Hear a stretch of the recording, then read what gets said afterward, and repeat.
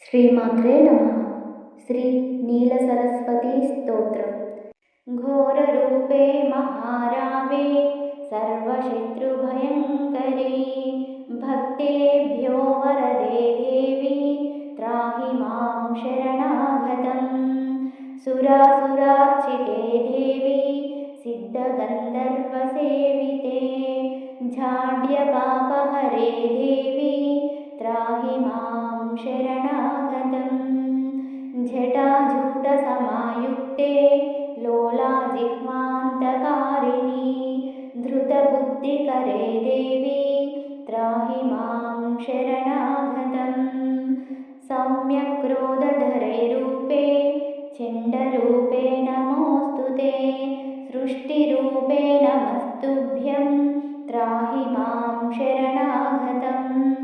जडानां जडतां हन्ति भक्तानां भक्तवत्सला, मूढतां हर मे देवी त्राहि मां शरणागतम्। ह्रूं ह्रूं करमये देवी बलिहोमप्रिये नमः, उग्रतारे नमो नित्यं त्राहि मां शरणागतम्।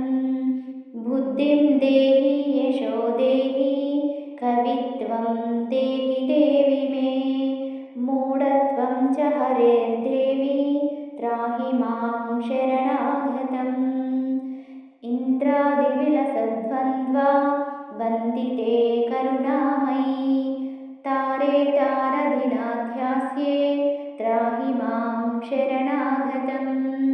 अष्टम्यां च चतुर्दश्यां नवम्यां यः पठेन्नरः, षण्मासैः सिद्धिमाप्नोति नात्र कार्या विचारणा। मोक्षार्थी लभते मोक्षं धनार्थी लभते धनं, विद्यार्थी लभते विद्यां तर्कव्याकरणाधिकम्।